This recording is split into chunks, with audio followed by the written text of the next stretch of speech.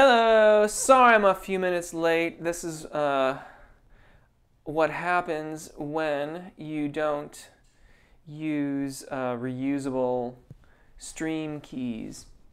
I did not have my unique ingestion stream key set appropriately in my encoding device, and so I'm a few minutes late. JC's Radiant Ray, thank you very much. Thank you very much. It was a lovely, happy. Hello, Karen from Singwise Vocals. Welcome. It's always nice to have you in attendance and lending your expertise as well and sharing your thoughts. I'll see if it's going to be a quiet or busy morning, afternoon, evening. Lee, hey. Welcome from the UK. Where are you in the UK, Lee? I lived in Amersham not too long ago. Just outside of London. I'm trying to think what's going on. I have like a whole lot of unanswered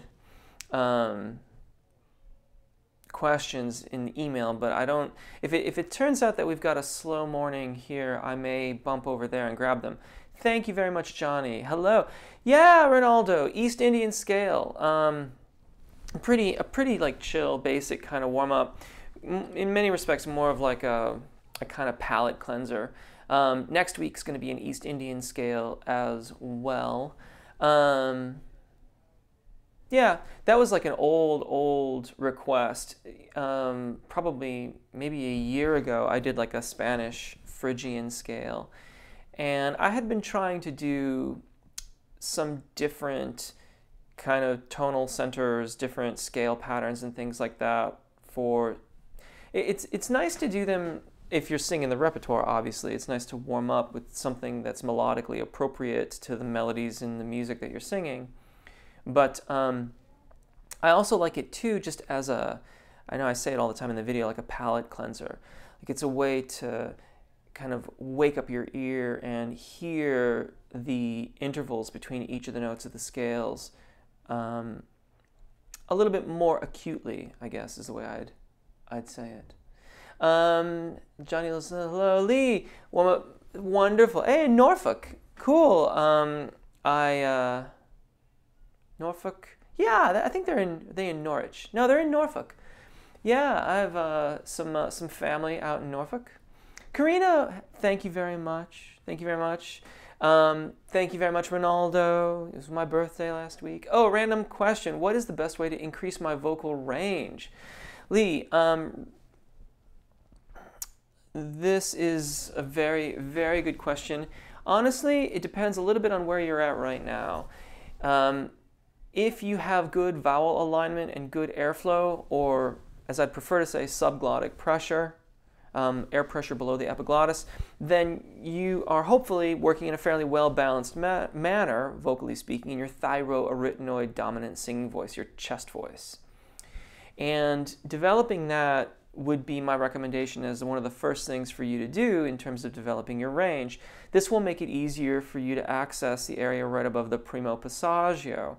This is the point as you're approaching your so-called break, if you will. The break is also called the secondo passaggio. In my teaching, I refer to it in that way. So this will, getting your vowels aligned and getting your airflow adequate in your chest voice range, the comfortable range of your chest voice, will allow you to access that zona de passaggio, that area between the primo passaggio and the secondo passaggio more effectively. Once that's starting to happen, then you can start working from the top down, accessing your cricothyroid dominant singing voice and descending cleanly into your thyroarytenoid dominant singing voice. And it all kind of goes from there in a very linear fashion. I, in fact, have written up an entire program how to do this, and I'm going to be recording all that and releasing it. Now, I meant to do it, I had wanted to do it in like June or July of 2017, and I just dragged my heels with it for a long time, trying to figure out how I wanted to make it. And once I sat down and started planning things and stuff like that, then I came up with a better plan that I feel more comfortable with. So I'm going to start recording that in the new year. Of course, then once I had it planned out, which was maybe 2 months ago, that's when I started to have equipment failures. So I had to figure that out. But, you know, one thing at a time. I feel much more prepared to do the recordings now and to process that whole program, and that'll be available hopefully in the first quarter of 2018. JC's Radiant Ray, oh geez, sorry about that, goodness. I'm sorry, folks. Yeah, that's the waterfall. You're all talking to a waterfall. So here's the view from the top looking down. These are photos from my vacation to Yosemite Valley. That's why I wasn't in the live event last week. So there's the view from the top of those falls. And then there I am, yours truly. And what you're looking at there is the edge of the falls. I had a hike up there. Thank you, JC's Radiant Ray. I don't know where my mind is this morning. Johnny, hello from Spain. Welcome from California. Thank you for joining us. Hello. I'm afraid I don't know how to pronounce your name. If you could give me a phonetic spelling, that would be awesome. Heidi, I remember the request from a singer from India. There you go. There you go. Karina Chen, can you give me some tips on how to sing the power ballads like "And I Will Always Love You," "One Moment in Time," and which of your warm-up exercises should I do before singing those songs? Depends a little bit. Okay, so the warm-up should ideally cover the range of the song that you're singing, and on the top end, a major second to a minor third in excess of the highest note of the piece that you're singing. So depending on what key you're singing those in, that will impact the warm-up that you use. But I would imagine that given some consideration for the range, especially like "I Will Always Love You," if I'm thinking of the Whitney Houston rendition of this, the range that you're going to be covering, the extended range warm-ups should be appropriate for that. Perhaps the most important, well, you know, the thing that's coming to mind right now, because Karina, I know that you've studied, I believe that you have studied for a long time. And if I'm wrong about that, please correct me. But given your level of experience, the first thought that comes in my mind is to make sure that you are approaching the upper register spots and the intervallic leaps in those pieces from a very, very well-balanced chest voice perspective. Whether you're trying to belt or you're making smooth transitions over the secondo passaggio, for power ballads like that, it's very tempting to push on the lower notes. And if we do that, we can impede our ability to make successful transitions into the upper registers. So be very, very balanced on the thyroarytenoid dominant range. Dylan Klein Music, I just saw that before rolling. Dylan Klein Music is in the car on the way to Vegas for the weekend, but dropping in. Thank you for dropping in, Dylan Klein Music. I truly, truly appreciate that. Welcome, drive safe, 10 and 2, and all that. Maddie, welcome, and thank you, thank you. It was a wonderful birthday. Thank you for your kind words. Thank you. Thank you very, very much, Maddie. I truly, truly appreciate it. Yeah, that is very, very kind. Mandy Cummins, hello, welcome, welcome. Dylan Klein Music, and thank you very much for my birthday wishes. JC's Radiant Ray, do you have any do's and don'ts for singing harmonies alongside a lead vocalist with an overlapping range? Our leader asked me to harmonize, but I would maybe have challenges for the lead. That's a very, very interesting question. It depends on how much an overlap and the direction of overlap. Let's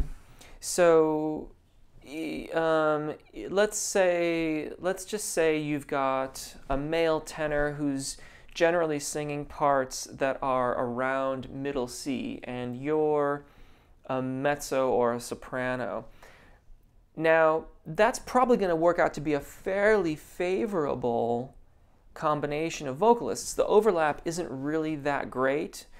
between the soprano and tenor, the overlap is greater than between the mezzo and the tenor, so long as the tenor stays like, you know, below G4, give or take. If they start ascending beyond that, then we have greater overlap because they're impinging on you on the soprano's range.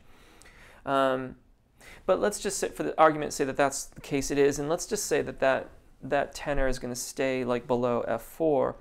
We've got a really, really favorable situation here for harmonies in thirds and sixths, maybe the occasional unison for impact, just because it's cool. And if they drop down too low, doubling at the octave is very easily accessible because the male tenor is probably not going to descend too far below D3-ish, hopefully. And that makes for the mezzo or the soprano singing D4 all reasonably comfortable ranges. Now let's say you've got a mezzo and a soprano. Now we have to really give some consideration to our melody. And if the mezzo is singing the lead and they're ascending towards C5, well, the soprano can probably still cover that at a third or even a sixth, but you may have to give some consideration to how you're using your voice. If you're up above the secondo passaggio, you may want to overbalance it towards the cricothyroid dominant singing voice or head voice if it's a softer, sweeter sound, in order to keep it ballad-like, soft and sweet. If it's a big rockin' tune, then a well-adducted voce piena in testa, the sound of chest voice in head voice, is totally going to be fine. I love harmonies. It is an opportunity for us as vocalists to truly shape the listener's experience. So much occurs in creation of a harmony part and how you approach them. Those are sort of my initial thoughts on that. It is, of course, always possible to do the harmonies below the lead vocal line. That's, you know, that was, if you go way back, like way, way, way, way back, that was how it was always done. However, with a mezzo singing lead and a soprano meant to be the harmony vocalist, if that is in fact the case, well, that can be quite challenging, because if the mezzo doesn't ascend high enough, the soprano could really be out of range. But it depends on the melody. I hope that helps. Karina Chen saying hello. Maureen, happy birthday, Jeff. Aren't you in England anymore? Maureen, no. Relocated back to California in March. Been here for a while. It looks like a little glass of red wine there, which I have reasonably fond memories of. JC Rating Ray at Mandy. David Walsh, afternoon, Jeff. Are the notes supposed to sound good, your performing tone, while doing warm-ups? Or do you work towards your singing sound, as you get warmed up? Very interesting question. Very, very interesting question. Kind of depends on the warm-up. In the warm-ups that I do on YouTube, I try, and I'm sure I fail at this from time to time, but I do try to articulate when some type of difference in sound is in fact acceptable or the goal. Most commonly, you'll find this in the warm-ups that are about registration event techniques. So you'll hear me say something like, now this sound may be kind of open or hollow, and we want that you, and you'll hear it change to a narrower or more focused sound as I come down below the secondo passaggio. And that is done to facilitate easier access to the cricothyroid dominant singing voice without using syllables or affectations of the voice that are hyperglottic in nature. So a hyperglottic sound is one where you're squeezing the vocal fold together. It might sound like this. Ew, ew, ew, ew, ew. And it's very, it has that, and that has a bit of a glottal attack on it as well. I tend to avoid those unless I have a vocalist who really cannot get the vocal fold adducted at or above the secondo passaggio. So if, for example, it always comes out where there's a great expression of air, then there's too much abduction of the vocal fold. We have to adduct it in order to get the full sounding cricothyroid dominance to happen and then start to work towards consistent tone. So, sorry David, I'm kind of taking a left turn, that's my right, a left turn on this and in talking about it. The short answer is I try to articulate when it's okay, and in general, though, if we're just running vowels across the secondo passaggio or throughout the different, different patterns and stuff, the idea is to work towards consistency or vowel alignment.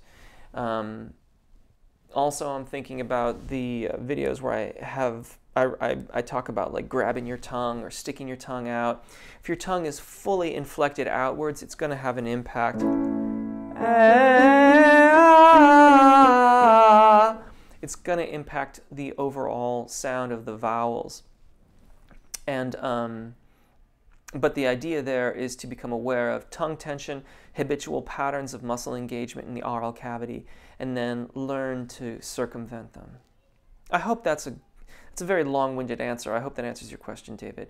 Yan, thank you. Yeah, sorry about that, folks. I set that up because I thought it'd be kind of cool, to like come into the live event with a nice waterfall picture, and then I totally spaced it. Thank you, Karina. Lee, super, thank you. I think I need to get some lessons in 2018. Wonderful. Find it easier with a person listen to me and guide me. Happy belated birthday, sir. Thank you. Thank you very much. Cool pics. Thank you. Mandy, hey Jeff, I actually have a question today. Brilliant. My husband is baritone and I'm an alto. We tend to warm up together. We'll pick either a baritone or alto video and then do it together with whichever one of us needs to go up or down the octave, just doing that. Yes, I got you so far. I realize the scale patterns tend to differ for each fuck. Why is that? And is it okay for us to do each other's warm-ups? And happy belated birthday. So thank you very much for the birthday wishes. Yes, the patterns, sometimes there's some slight differences in patterns. Sometimes that's just because I'm feeling kind of, just feeling kind of funny. And I want to throw in like a little bonus. I say that's from time to time, like bonus pattern for the mezzos this week or whatever. That's just me being kind of fun and silly. The main thing about doing what you're talking about there, which I think is lovely and must be a super amount of fun, is that the different warm-ups,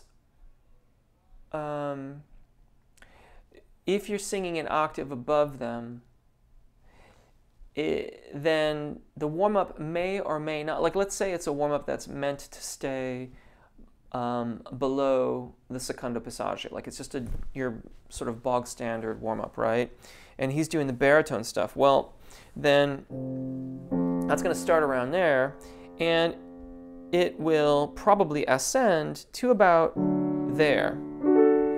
And the thing about that is that for the alto, if you're singing an octave above that baritone line, then you're going to start here, and you're going to go here.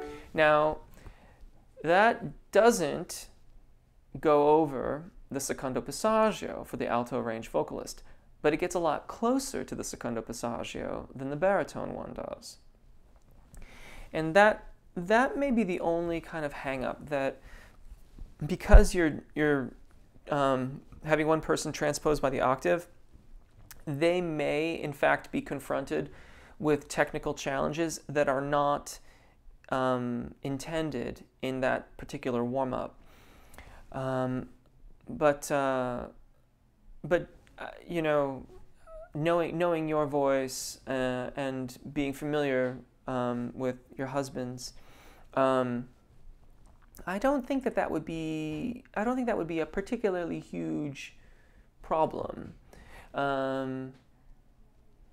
You might find that having him sing down the octave from an alto range warm-up might adhere more consistently to the intent of the video, because the baritone fuck most of those videos cover a little bit more overall tessitura, a little bit more overall range than the alto ones do. So I hope that helps. Going back here, lovely pictures from Karina. Yes.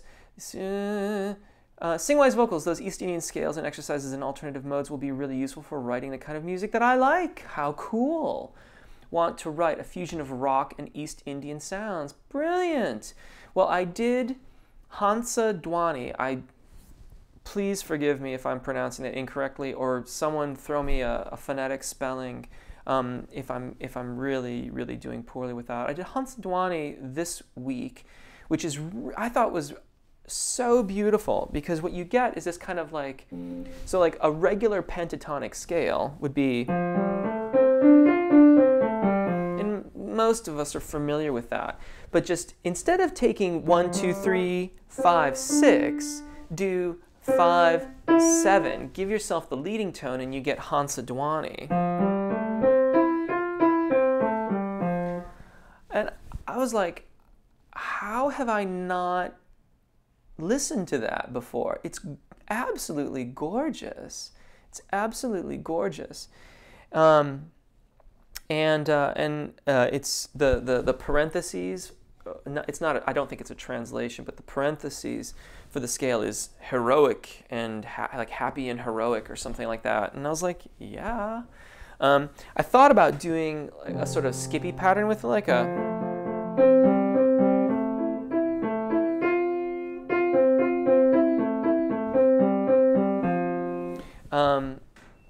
But I was kind of rushed recording this week, so I didn't get to that.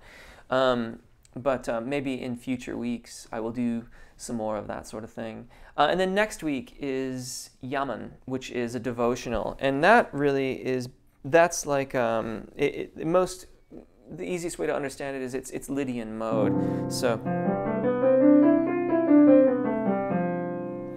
But I suppose if you took that, like I played it there, I played the tonic as a C natural, and then I played F Lydian. You might find that you get some really different kind of colors to the melody and the way it interacts with the chordal structure that you're doing. But wonderful. I'm really glad to hear that, Karen. Yes, I said I'm really glad to hear that. Good. I've either had too much or not quite enough coffee this morning. I'm not sure which it is. Many. If you talked about my name, you cannot read correctly. Then in English, my name is Kirill Malishev. Kirill Malishev. Kirill Malishev. Thank you very much. Yeah, I apologize for asking, but if it's all right, I will address you that way. Kirill Malishev. Lindsay. I think I've covered the questions here. Lindsay Baines, I just pulled over my car to thank you. I'm about to listen to your vocal warm-ups on my way to my band. Scrolling challenged here. Band practice in my car. Really love your warm-ups. Thank you. That is so wonderful. Thank you so much.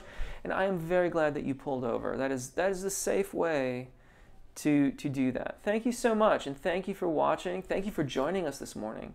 Johnny, how can you tell where your secondo passaggio is? That is, being a lyric tenor, can you tell where it lies at? When I sing jazz, I tend to extend my natural voice higher, not to sound operatic. And when I sing opera, I try to play safe and go into head voice sooner. Any thoughts? Well, of course, if you are a lyric tenor, if that's the designation that you are comfortable with, then if I remember correctly, the secondo passaggio is at G4, and the primo passaggio is at D4. The tenorino is yet higher, but the lyric tenor may in fact be between those two. The tenorino is A4 and E4. Lyric tenor may be both, like maybe in that A flat, E flat, G, D area of your voice. Might as well just, it's right here, right? I was literally just looking at this last night, but I'm pretty sure that's what it is. Let's see what it says. Ah. index, vocal tract, vocal fold. Let's look under Fach. 161.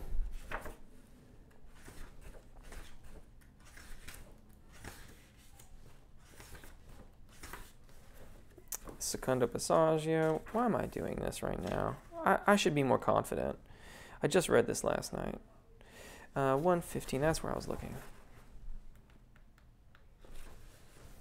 Yeah. So, oh, right. Okay. So the tenorino is F4 and B flat 4, tenor leggero E4 A4, tenor lirico D4 and G4. So there you go. Tenor spinto D4 C sharp 4, G4 F sharp 4, tenor robusto C4 C sharp 4, F4 F sharp 4. Lyric baritone B4 E4, baritone drammatico B flat 4 E flat 4, basso cantante A3 D4. And there's one more after that, but there you go. Awesome.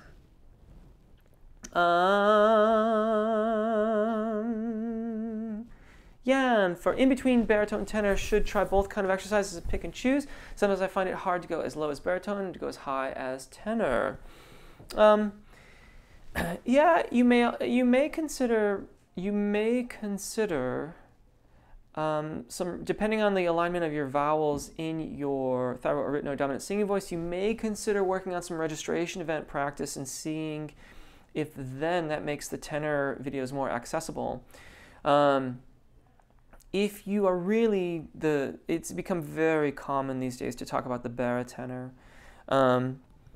and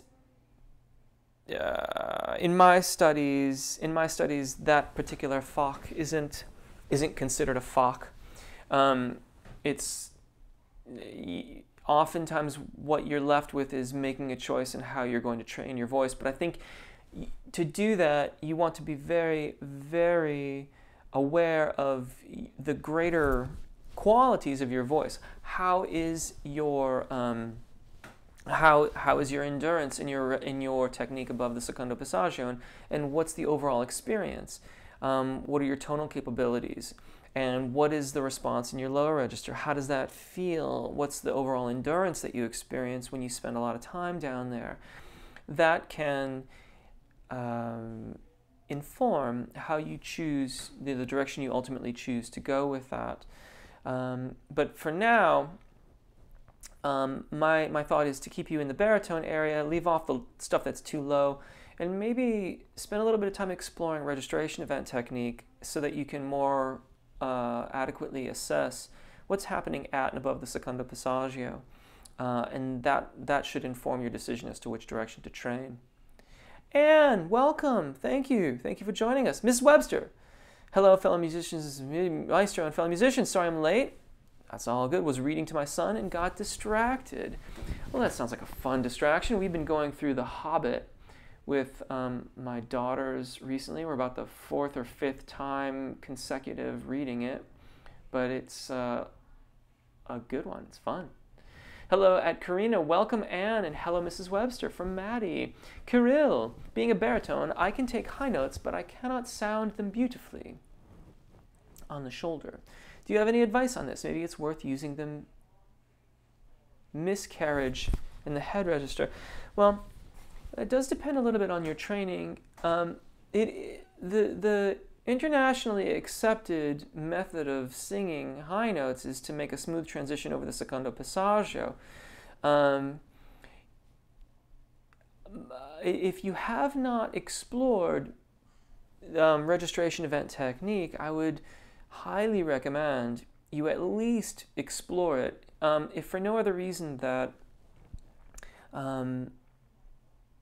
accessing a bit more engagement, subglottic pressure, or airflow if you prefer, at and above the secondo passaggio will only help with your overall airflow technique throughout the range of your voice. Oftentimes I find too that when you begin the practice of accessing the upper register, it may not happen for a while, but that practice can really, really inform how well aligned your vowels are in your thyroarytenoid dominant singing voice, your chest voice.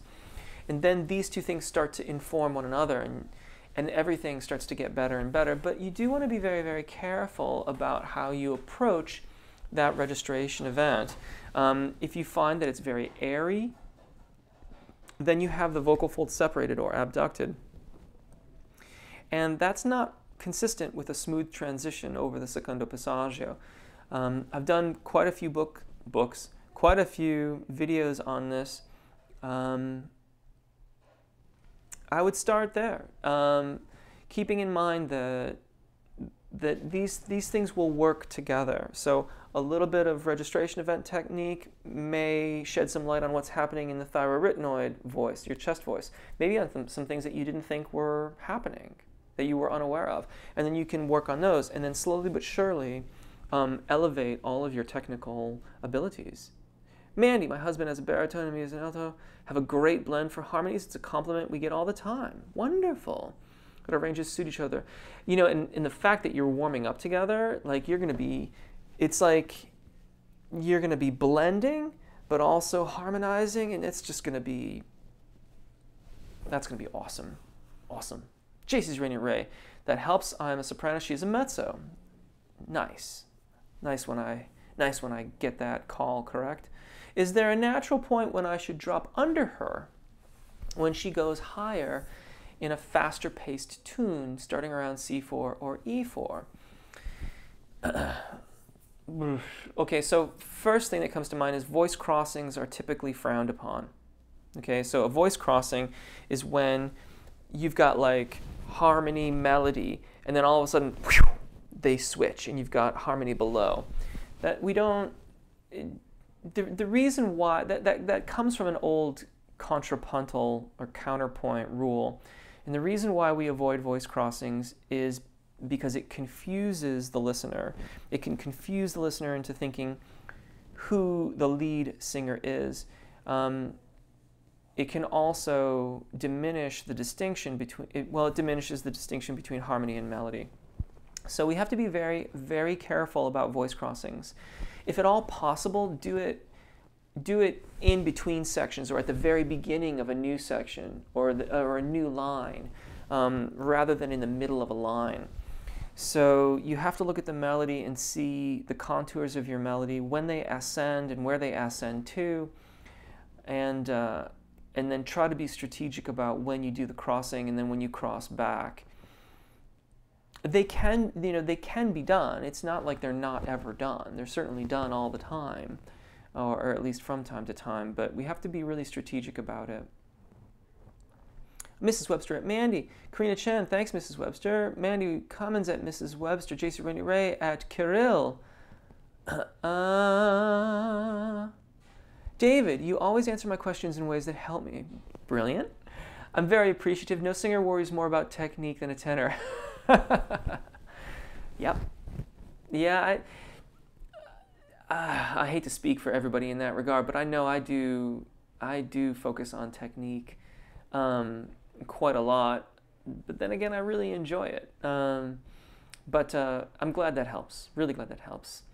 Daniel Mauricio. Hey, Jeff, I'm a bit confused about how high should I go with my chest voice. I go to D4. I believe I'm a baritone. My lowest is F2, but everyone says that I should be able to reach F4. If you are a baritone, Daniel Mauricio? Daniel Mauricio.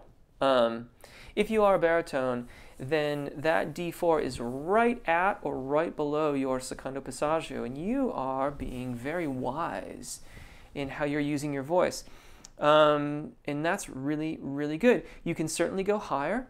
Baritones can certainly sing beyond their secondo passaggio, just the way a tenor does. If you would like, if you look on my channel, you'll find videos on like how to sing high notes. If you do search my channel for that, or there's like a how to sing high notes playlist too. And in those videos, you'll find the technique that I teach to help singers sing over the secondo passaggio. And that would get you started. And you can always come back here and ask more questions. But from what you've said here, if all of that is correct, then you're great, man. You're doing great. Good work. Mandy, I should have clarified. I tend to do extra warm-ups for myself. Well done. Well done. You're very welcome. Kirill at JC's Radiant Ray. Mrs. Webster, yay. Yay at Singwise. Lindsay Baines, smiley face, thank you. Doramal XD Sorbito, Jeff, does blending chest voice to a falsetto considered as a mix? If so, what is a proper mix? Okay. If you're using the word falsetto, that word gets used a variety of different ways. And a proper mix is a balanced mix. Let's work from back to front. A proper mix is one that's balanced. And in a balanced mix, you won't really hear the mix very much.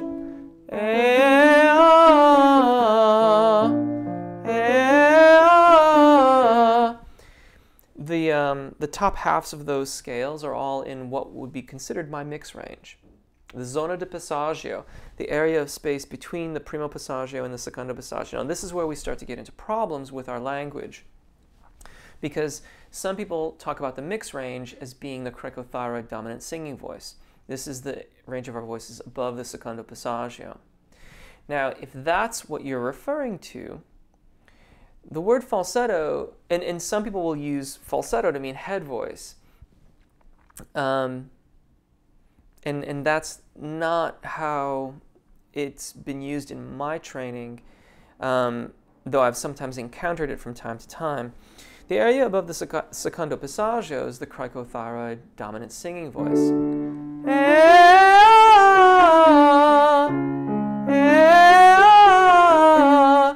The top halves of those scales are above my break. They're above my secondo passaggio. So I'm starting in the zona di passaggio. C sharp and D are in the zona di passaggio for me. That's my mix range, where there's a balancing act happening between thyroarytenoid dominant singing voice and cricothyroid dominant singing voice. I'm going over the secondo passaggio, then I'm coming back down. How much you mix I mean, the qualities of your voice, in part, I mean, I work towards creating a seamless transition. So my practice is largely around developing what would be called voce piena in testa, the sound of chest voice and head, so that you get a fairly consistent sound.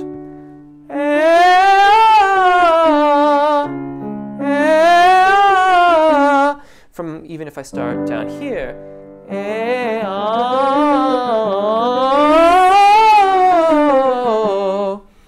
have a very consistent tone, even across more than an octave of range. When I start quite in my thyroarytenoid dominant singing voice, I sing through the zona di passaggio, over the secondo passaggio, and back down.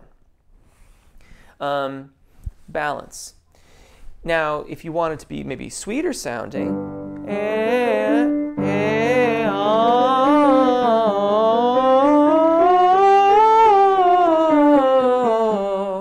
I might let my voice be a little more cricothyroid dominant and let it be a little bit hollower sounding, a little bit sweeter. I don't know, depends on the song. But in general, I'm always working towards consistency of tone. It really depends a lot on how you're using those words, and I'm sorry if that's a lot of voice teacher talk contained in there. But the word falsetto has been used to mean so many different things. It's really hard to say exactly how you're using it. JC's Radiant Ray at Kirill at JC's Radiant Ray. Hey, you did! You've got it phonetically spelled. Thank you. I appreciate that. Lee King, hello. Axie, can you please talk about twang? Sure. Can you be more specific? Do you mean like in a southern kind of accent, or do you mean as in the sort of hyperglottic affectation that it's sometimes used to create adduction or closure of the vocal fold? Karina Chen, Jeff, which book were you reading from just a minute ago? Can we have that? Of course. Well, in fact, you can find this book here.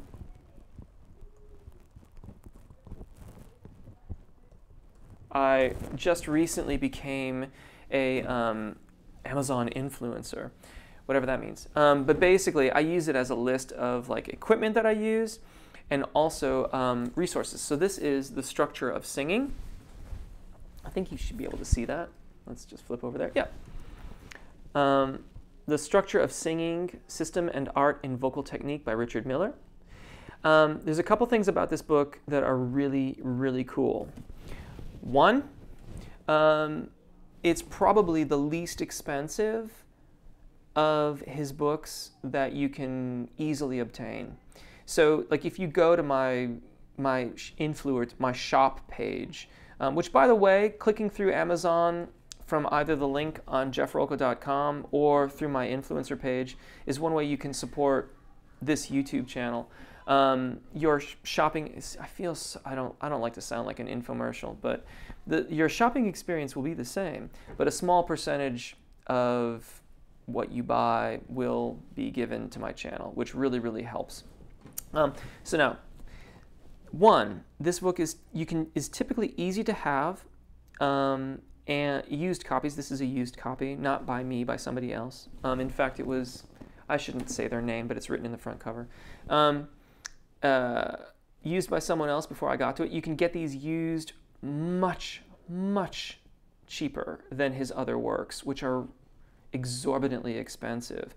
You can get some of his books digitally, like on a Kindle or a PDF and stuff like that.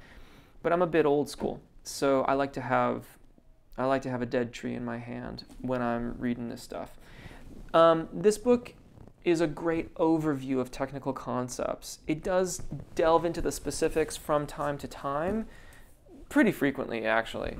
But I like it as a resource book, so I go back to it and look up stuff like I looked up while I was, talking about range. Great stuff, really, really great stuff. John, hello Jeff, I've been doing your exercise regularly for about 1.5 months and have improved a lot. Wonderful. However, I struggle keeping notes steady at lower ranges. Do you think it's more of a breathing related problem or placement problem? Breathing and balance.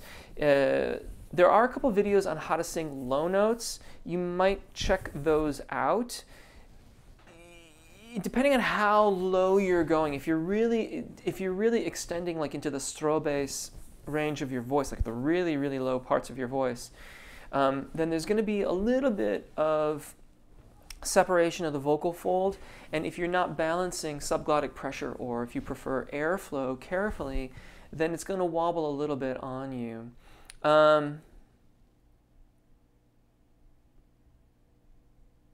That's where I would begin with that and see how that goes. It could also be, the other side of this is that if it's not a balancing problem, then it could be that you are disengaging from your muscular engagement too much as you make your descent down to those lower parts of your range.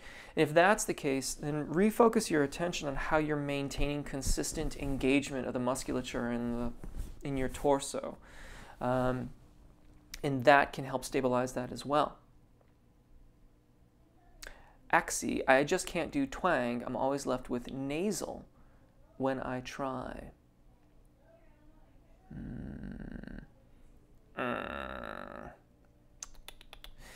This is tricky. This is tricky. I am very, very cautious about, because this is sounding more and more like you're not getting enough closure of the vocal fold. And if that's the case, I feel like it's fair to say you have to be very, very careful about how much of that you use. When you use a hyperglottic mode of phonation, in other words, when you sing with a lot of that, you're really pressing the vocal fold together quite aggressively. It's a kind of overbalance in the muscular engagement fashion that I use only with great caution and in sort of extenuating circumstances, depending on the vocalist with whom I'm working with. So you can try you can do like the creaky door noise, like if you can go ah, that can give you some sensation of what you're trying to engage when you do those twang exercises. Take that, do really short syllables, but just keep it in a very, just incredibly, incredibly comfortable part of your range to start with. Because if you start to overbalance with too much muscularity in those, you're going to fatigue yourself very, very quickly. And that just doesn't help, in my opinion. And I'm very, very reticent with those exercises. I use them only rarely and when they're really, really necessary. So start in the comfortable range and then move around. And if it is a vocal fold adduction aspect in the zona de passaggio or above the secondo passaggio, consider checking out my registration event technique videos and trying the other side of this, which is to balance it more towards the head voice and then work towards alignment of vowels across the secondo passaggio when that becomes more consistent.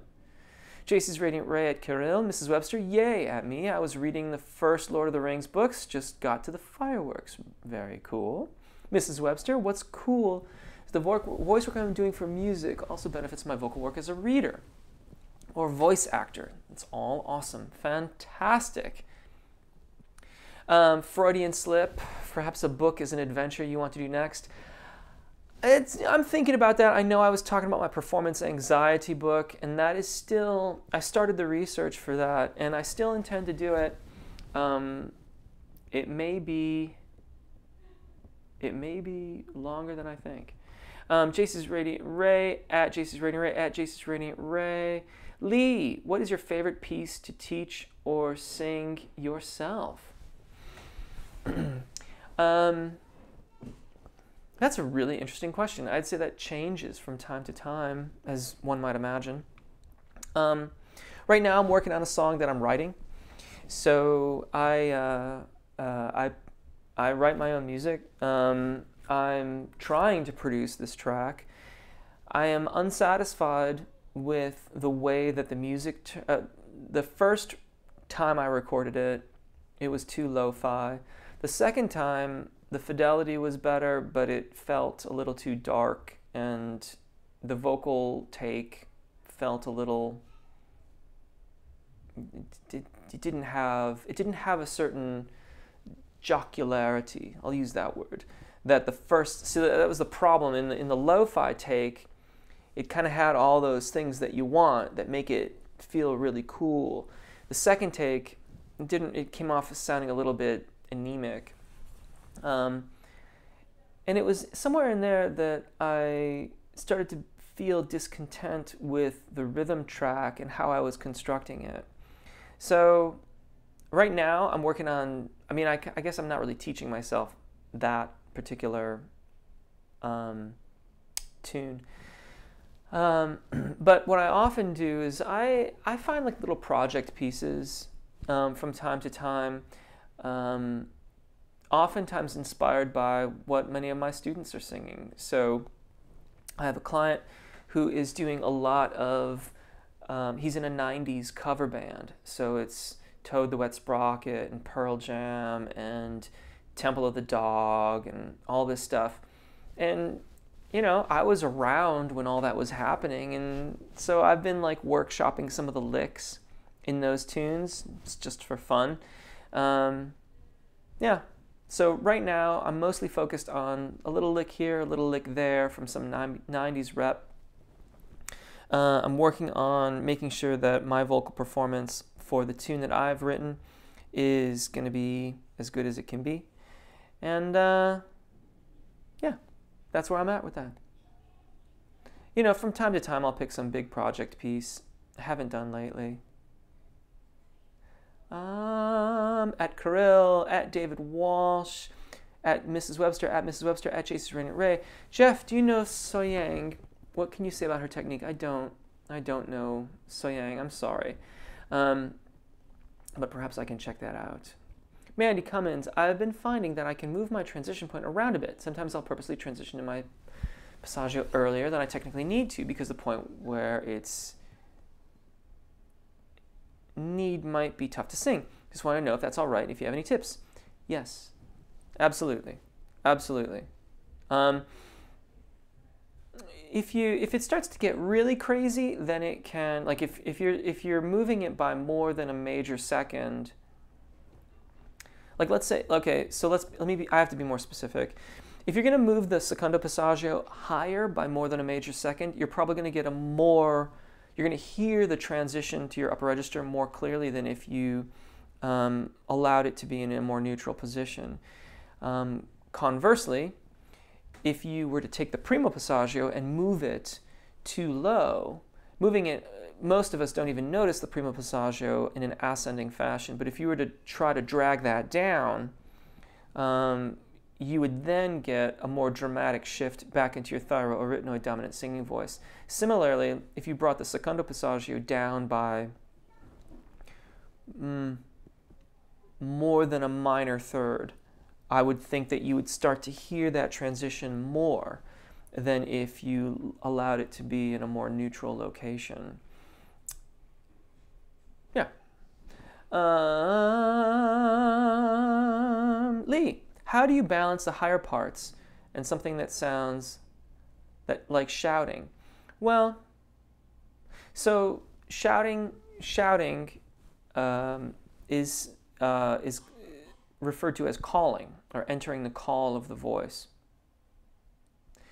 And that's the notion of balancing that is somewhat anathema. In entering the call of the voice, you are making a compromise with vocal technique in order to have the affectation of that call, that way of using your voice. So if you want to have more balance, then you have to not call. In other words, not use that affectation to your voice. That will generate more balance.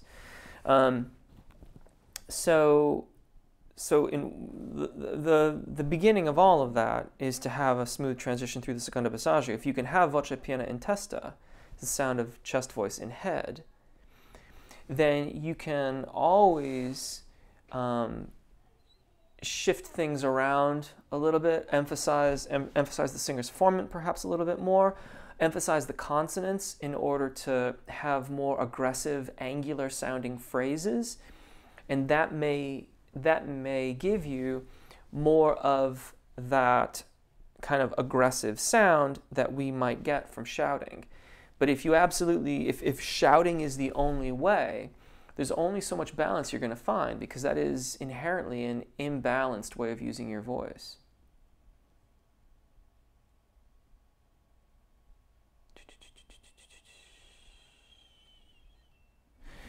Kirill at me. Can I ask you to sing something, even a small song? I saw your videos with performances and really want to hear you live. To what extent this allows the internet? Yeah, I know. I always duck out of singing something live here, because I'm here to answer questions, and I always want to make sure that that I do just that. I am sorely tempted, I must say. Let me think about that, and maybe I can take us out on a song today. Mrs. Webster, very cool. Daniel Abid, how are you? I'm doing very well, thank you. My highest note right now is C6. How can I add more range? Can I ask how much is your vocal range? Thank you. Yeah, sure. Let's see. So I comfortably sing down to C3. I can, if I don't warm up, I can usually get down to G sharp or G down there, but once I'm warmed up, the A or the B flat becomes about the bottom that I'm comfortable with, and I don't like to sing in performance anything lower than that. On the top end, I can vocalize to C5 pretty consistently and comfortably. If I'm I mean, I don't really make a big deal out of extending range beyond that, because it's just not necessary for what I'm singing, but I can regularly vocalize to about E5, F5, I guess it is. Beyond C6, at some point, you're going to end up switching into the whistle tones. That's going to require the epiglottis to close over the vocal fold and create the aperture that creates those pitches. How you do that, I must admit, I am not entirely certain of, and so you might have to do some research on your own. What I will say is that certainly good engagement and subglottic pressure, I have to assume, will remain necessary as you access more of that range. Yeah, Karina, I just did the influencer link. Should have popped up, I think, a second ago. There that is. Yes, you see the link now. KM, how can I make my lower head voice less breathy or make my higher chest voice less stressed and sound more free and light? I'm a young soprano. My lower head voice less breathy or my higher chest voice less stressed. Interesting. It sounds to me as if your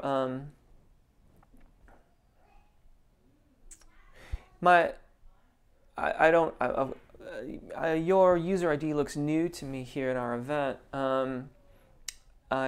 Without knowing your voice, the way you're describing this makes me sound as if you need to practice tonal onsets in the zona di passaggio in an effort to find a more balanced phonation, more balanced singing position or phonation in terms of the relationship of airflow and muscular engagement around the larynx. So that should mitigate the stress, and also, but the breathy word, the word breathy there is concerning to me, because if you're breathy, you're not getting complete adduction of the vocal fold, and that basically negates any of that. So yeah, if it's getting, or you're extending the head voice far too low, and as such, it's abducting. But if you're extending it so low that it's outside the zona di passaggio, that becomes a different matter entirely. Let's say we're only talking about the zona di passaggio, the perfect fourth between the primo and secondo passaggios. So the secondo passaggio is your break. Let's say that's what we're talking about. First and foremost is to get the breath out of there so we get good vocal fold closure or adduction. And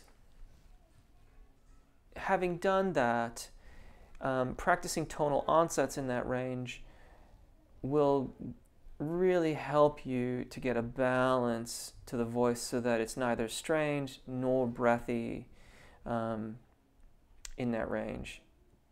That's what I'm thinking there. Karina, you're very welcome.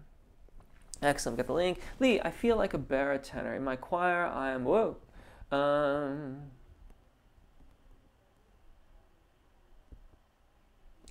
My second tenor, my breaking point is an A after middle C. Well, that's not a baritone. However, my voice is more resonant in the lower register. I don't know what I am at times. A above middle C is tenorino land, or tenor light. That's not a baritone. I think the tenor leggero was, no wait, the tenorino was B flat, wasn't it? B flat and E flat. And the leggero tenor was right there too. Oftentimes, tenor leggeros are often mistaken for baritones because they have a lot of low register response. That's entirely possible. That's entirely possible. Yeah, have a look at, if you do like a Wikipedia thing, take a look at the tenor leggero and see if that sounds familiar. John Burnham, you're very welcome. John Burnham, I forgot to say that I'm a bass. Gotta love those low pipes. Gotta love those low pipes. Lee, do you have a good vocal teacher suggestions in the UK? Depends a little bit on where you are located. If you're in the London area, there's lots to choose from. So before I left, I lived in the UK up until March of this year, from 2013 until 2017. Before I left, I reached out to a lot of different teachers because I had some students who stayed with me and worked with me via Skype, and I had others who wanted to find in-person teachers out there. And so I tried to reach out, but I didn't really get a whole lot of responses. Lee, if you want to send an email to me via jeffrolka.com, there's like a contact sheet. Send an email and give me some more information about exactly where you're located, and maybe we can hook you up. One of the things that you might try is NATS, N-A-T-S. I think their URL is nats.org or something like that. But it's the National Association of Teachers of Singing, and I'm a member of NATS. And it's at least, it's one database that you can search where you have to, the people that get listed on that database have to fulfill certain requirements. And so you're more likely to find someone that will be a good teacher who's got some experience and has, an education in music. That being said, there are teachers that are part of NATS that are not awesome, but it's at least a place to start. But maybe send an email to me and we can talk about it. Aiden, how do I stop pushing too much on my belt? Work towards balance. Maybe learn how to do a smooth transition through the secondo passaggio from some of my videos so that you have a choice and that you don't have to belt. That even if you don't choose to do that, it'll certainly allow you to have more balance and mitigate some of the muscle engagement that would be involved in your belting. Karina Chen, why do some singers tap their microphone when they are in the middle of singing? Is that for counting beats or rhythm? Yeah, probably. They're probably just grooving on it.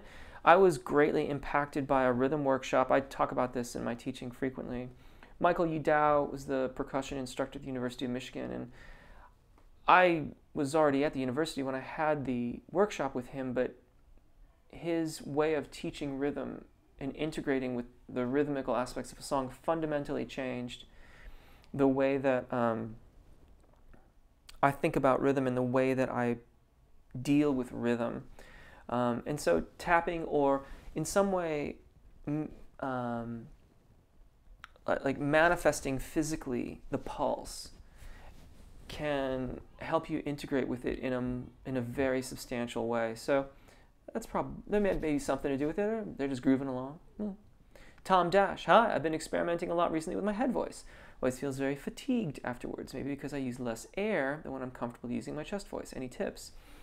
Subglottic pressure should increase as you ascend over the secondo passaggio. If you're using less air, you're almost certainly using more vocal fold engagement or muscle tension around the larynx than is ideal. Work towards balancing that out, and you should feel less fatigue. If anything, the fact that you're getting fatigued should be a sign that your technique is not exactly in alignment with good upper register or head voice technique.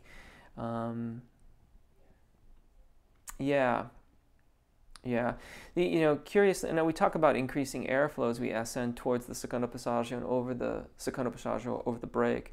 In reality, subglottic pressure increases, but the actual rate of flow of air doesn't increase as substantially as the subglottic pressure does. It's unfortunately just easier for us to talk about it in terms of airflow. Mrs. Webster, mind blown. Have to revisit 1253 again once posted. Thank you at Mandy Cummins and me. You're very welcome. Mandy Cummins, no, ever really that much. I only ever shifted down a semitone or two. Hardly ever shifted upwards. Love it. Love it. At Kirill, Jeff, you should watch Sohang. I will. Alone? Okay. Are we continuing through the holidays, or is there a break plan? Would like to program into my phone. I'm just going to keep on keeping on. I love these events, and I plan to do them. Thank you for all you do for singers. Yes, I'm going to wrap this up. Thank you. Yeah, I'm actually leaving for London on Tuesday. We're going back to visit the fam. So I'm in California right now. It's lovely and sunny. It's still cold. But yeah, I'll be doing the next live event from London at Jeff Rolka at pardon me. We've been graced by the singing of the pig song before. If I remember correctly, Jeff graced us with one of his silly songs for his daughters. Yeah, it was the lichen song, wasn't it? Everybody loves the lichen. Lichen loves a lickin'. If you lick the lichen, you're a lichen loving liquor. And the idea is that we could all sing along in the harmony part. Everybody loves a lichen. Lichen loves a lickin'. If you lick the lichen, you're a lichen loving liquor. Because like they have these twin car seats, and one got splattered with like food or something, and I don't know why the girls started to call it the lichen seat because the splatter of food looked like lichen. Say that 10 times fast. Looked like lichen, looked like lichen, or not. Looked like lichen. And so I just made the song up to try to stop them from fighting on who got the lichen seat. And I guess I just sang a little bit of a song there for you, Kirill. Someone so, hi, what do I need to train to sing like Ed Sheeran? Balance, for starters. And a slight, perhaps, flexibility with how you choose to use your upper register. JC's Radiant Ray, thank you. East Indian scales and modes to books on multiple intelligences, and from Richard Miller on your shop page. Is any wonder we keep coming back for more of your wisdom? Thank you. I really appreciate that. Mandy Cummins at Karina. Mandy Cummins, the tapping. At Mandy, thanks, Mandy. Mandy the Great, should vocalists warm up and practice every day? Yes, if you can. And if so, how many hours a day if you are trying to become a stronger vocalist and work on high notes, work towards balance? Daily practice is a great way to do that. If you're not going to sing anything else, maybe leave a little more time for technical pursuits and just warm-ups in general. If you're going to sing repertoire, 15 minutes, half an hour is probably reasonably good, though that will vary from person to person. Everybody, I got to go because we're about to have lunch and stuff here. Thank you so very, very much for joining me today. Thank you for your questions. Thank you for all that you guys do in joining me and just having fun. This is such a great time and I really enjoy it. I'll be seeing you all next week, so I won't say Merry Christmas and Happy Holidays and Happy Kwanzaa and Happy Hanukkah and everything else right now, but I suppose I just did. Everybody's, thank you so much. Take really good care of your voices. Enjoy singing. I will see you next week. Bye.